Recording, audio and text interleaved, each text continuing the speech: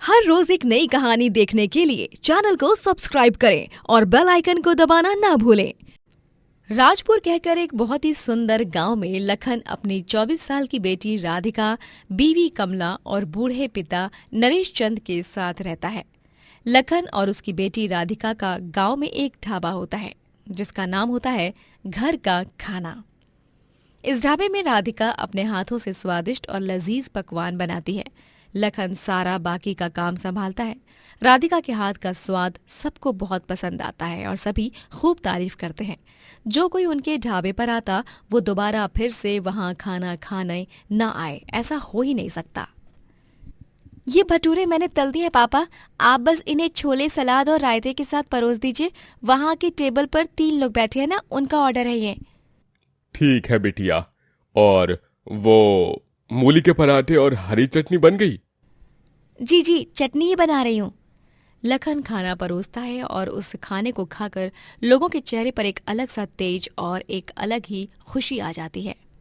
वाह वाह वाह वाह, ऐसे छोले भटूरे तो इस ब्रह्मांड में कहीं भी नहीं मिलेंगे। और ये मैंने हवा में नहीं बल्कि हकीकत में कह रहा हूँ। हैं लखन मेरे भाई? ओए होए होए होए, क्या छोले हैं, मुंह में जाते ही घुल जाते हैं। और ये भटूरे, उफ। राधिका बिटिया, तुम्हारा कोई जवाब नहीं, क्योंकि तुम लाजवाब हो। जीती रहो बिटिया, जीती रहो। धन्यवाद काका। लखन और राधिका सुबह से लेकर रात तक ढाबे पर ही काम करते हैं, जिसके बाद वो दोनों घर चले जाते हैं। लखन और राधिका के ढाबे पर अक्सर डाकू बल्लू सिंह आया करता। बल्लू एक बहुत ही क्रूर और बुरा आदमी होता है और वो बस गांव के लोगों को परेशान करता रहता है। उसे लखन की जवान बेटी राधिका बहुत पसंद होती है, इसीलिए वो हमेशा उसके ढाबे पर आकर तमाशा करते रहता है। ओए मेरी हुस्न परी, तुझे मैं कह दे रहा हूं, अगले 5 दिनों में तुझे मेरी ही होना पड़ेगा। अच्छे से बोल रहा हूं, सुन और समझ जा, वरना घी अगर सीधी उंगली से ना निकला तो बल्लू को उंगली टेढ़ी करके निकालना भी बहुत अच्छे से आता है। चला जा तू यहां से, बदमाश दरिंदे। पता नहीं कितना परेशान करेगा, और नालायक निकम्मा कहीं का। पापा आप चिल्लाइए मत, वरना आपकी तबीयत खराब हो जाएगी। चलिए हम अपने काम पर ध्यान देते हैं। बल्लू सिंह हर बार ऐसे ही बोलता है और फिर थोड़ी देर आकर परेशान करके चला जाता है। हमें उसकी बातों से अपने काम पर बुरा असर नहीं पड़ने देना चाहिए, है ना? हाँ राधिका बिटिया, तू सही कह रही है। राधिका लखन को ढाबे के अंदर ले जाकर पानी पिलाती है, जिसके बाद दोनों फिर से अपना काम शुरू करते हैं। 6 दिन बीत जाते हैं। राधिका और लखन अब बेफिक्र थे क्योंकि अब तक बल्लू सिंह नहीं आया था। लेकिन 7वें दिन अचानक से वो अपने आदमियों के साथ लखन के घर पर आ जाता है। उसे देखकर घर में सभी डर जाते हैं। अरे नहीं, ये क्या? कौन हो तुम? और ये तुम्हारे हाथ में क्या औजार? अरे दादाजी, मैं आपकी पोती राधिका का होने वाला पति हूं, समझे आप? अरे निकल जा मेरे घर से कमीने, तू नहीं सुधरेगा, तेरा तो कुछ करना ही पड़ेगा। अरे तू क्या करेगा रे मेरे बुड्ढे? एक पूंछ मार के तुझे मैं परलोक ट्रांसफर कर दूंगा। इसलिए कह दे रहा हूं, ज्यादा बकवास मत कर, वरना तेरे लिए ही नहीं बल्कि तेरे परिवार के लिए भी अच्छा नहीं होगा। बल्लू सिंह, मैं तुम्हें पसंद नहीं करती हूँ, तो तुम क्यों आए हो यहाँ मुझे और मेरे परिवार को परेशान करने के लिए? तो मुझे पसंद करे या ना करे, समझी राधिका, लेकिन तुझे तो मेरे साथ शादी करनी ही पड़ेगी। नहीं, मैं तेरे साथ शादी नहीं करूंगी, और अगर तूने जबरदस्ती करवाई तो भी भाग जाऊंगी या अपनी जान दे दूंगी। तेरी तो ठीक है, तुम सब बहुत ढीठ हो। अब मैं तुम चारों को दिखाता हूं बल्लू सिंह का कहर। आदमियों, जला दो इसके घर को और इसके उस 2 कौड़ी के ढाबे को। अरे क्या? ऐसा करने के बारे में सोचना भी मत बल्लू सिंह। बल्लू सिंह, बल्लू सिंह, ऐसा मत करना। मैंने अपने खून पसीने की मेहनत से ढाबा और घर दोनों बनाए हैं। मैं तुम्हारे सामने हाथ जोड़ता हूं बल्लू सिंह, मैं तुमसे विनती करता हूं। राधिका के इनकार करने के गुस्से से बल्लू लखन का ढाबा और उसका घर दोनों जला देता है और वो लोग कुछ कर नहीं पाते। वो चारों अब अपने ही घर से बेघर हो चुके थे। ये सब मेरी ही गलती है। अगर मैं उसके साथ शादी करती तो कम से कम आप तीनों को तो कोई हानि नहीं पहुंचती। नहीं राधिका बेटिया, तुम अगर उस हैवान के साथ शादी करती तो तुम्हारा जीवन नर्क से भी बदतर बन जाता। तुम अपने आप को इस हालत की दोषी मत ठहराओ बिटिया।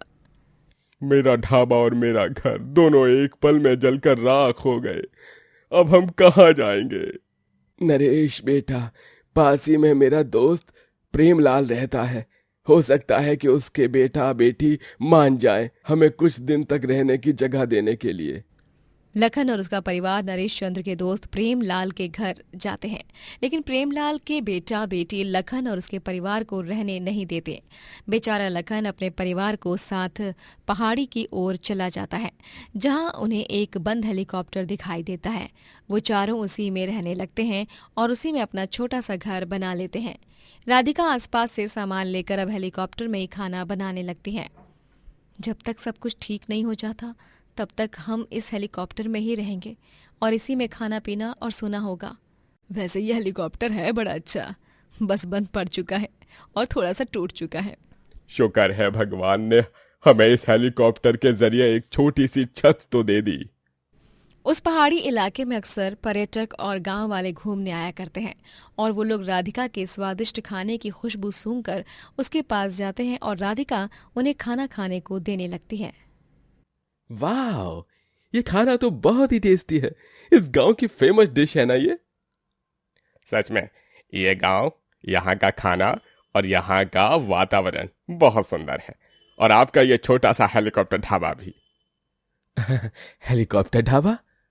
और क्या, अब इस सुंदर से ढाबे को हेलीकॉप्टर ढाबा नहीं कहेंगे तो और क्या कहेंगे यार? जी भाई साहब, आपने बिल्कुल सही कहा। आज से हुआ ये हमारा हेलीकॉप्टर ढाबा। राधिका अब उस हेलीकॉप्टर के एंट्रेंस के ऊपर एक बोर्ड लगा लेती है, जिस पर उसने लिखा होता है हेलीकॉप्टर ढाबा। उस बोर्ड को पढ़कर धीरे धीरे कई सारे लोग राधिका के ढाबे पर आने लगते हैं और खुशी से खाना खाते हैं।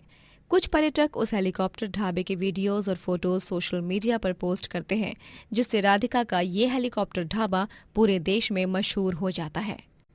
पापा, भगवान ने हम पर जो संकट आया था ना, उससे भी हमें बचा लिया और साथ ही हमें एक नया जरिया भी दिया, जिससे हम अपने काम को फिर से शुरू कर सकते हैं।